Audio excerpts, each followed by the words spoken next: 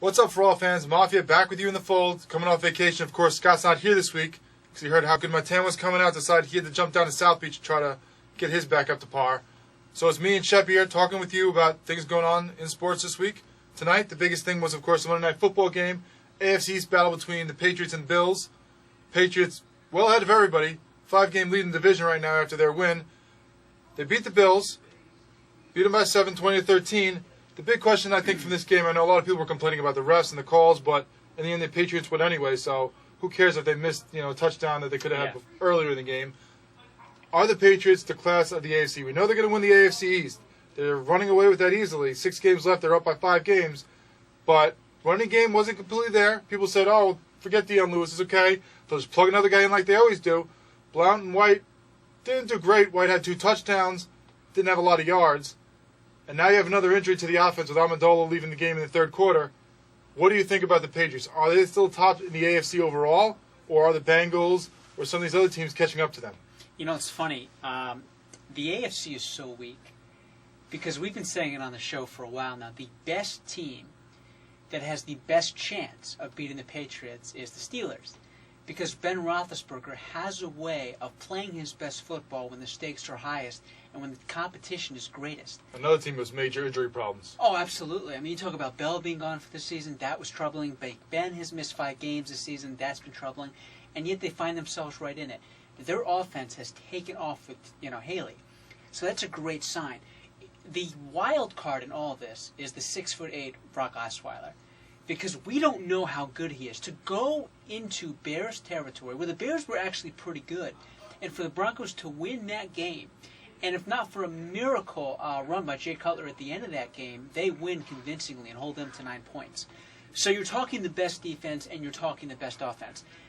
But eventually injuries catch up. I think Gronkowski has faded. I think he's regressed. I think Blunt, is that his name? Oh my God, I didn't. Wow, that's unfortunate. But with Blunt, his rushing attack, the way he was effective in the playoffs last season and the beginning of this season, that's faded. Lewis is missing, Amendola is missing, and Edelman was, to me, he's the heart and soul of that team because he's the ultimate Patriot. Brady has become a celebrity. I hate to say it, even though he doesn't want to admit it. But no, Mafia, to answer your question, the Patriots are not, the East champions. I just don't see it. I don't see them being the favorite. They're not the beast from the East. Well, they're going to be the East champions. It's just, do they lose to the Bengals? Do they lose to the Broncos? I mean from the AFC. I mean, forget the AFC South. That's just complete garbage. They shouldn't even be in the playoffs. The whole division should just be jettisoned out of the NFL for this year. I mean, it's pathetic. Side note, Jaguars. What do you think? Everybody's involved. The Jaguars, the Texans. There's nobody in that division that's out of it. It's so pathetic. Right. Hasselbeck's for the best quarterback in that division. It's just a nightmare. I don't know. I mean, obviously we said they're going to win the AFC East easily, going away. I don't know if they could beat the Bengals. This was just amazing to say. The Bengals, who never win the playoffs, were saying, are they the best team in the AFC? And then, of course, if they win the AFC, you get a matchup against the Packers, you get a matchup against the Panthers, you get a matchup against some Arizona, some good teams in the NFC. We'll see if they can come out and win another title again. Right. Now you said that you would absolutely put the Patriots in the absolute first class of the East. But, again, they're going to win the division in the regular season. But don't you think they have to be a little fearful of Buffalo when you consider the fact that Taylor did not play great tonight, Watkins definitely did not play great tonight, and again, they were hosed on that call, whether we want to admit it or not. Right. And again, we're talking Gillette. And Rex Ryan has beaten Belichick in the playoffs when Belichick had home field advantage. So you're going to rule out the Bills? I am. That defense is great, but I don't think that offense can stay with him. McCoy's great, but if you shut him down, Watkins has been Jekyll and Hyde this year. He shows up, or he doesn't. Sometimes he's been hurt a bunch of times and hasn't even been there, or has been this decoy. And I'm still not buying Tyrod Taylor. People can sell him all you want. Yeah. He is not a guy that I'm going to win a playoff game with. He's a little bit better version of Tim Tebow to me. He makes some great rushing plays. I'm still not sold on his arm. He's still a little too short. He's not going to win the playoffs, especially not if you got to go to Gillette. And it helps that he's still in the league. Yeah. I mean, you're going to sell me the Bengals. You're going to sell me if Peyton can somehow miraculously get himself turned back around to the old Peyton, that they have a chance in Denver because of that defense, maybe. But right now you're going to have to go up to Foxborough. You're going to play the Patriots in their home den.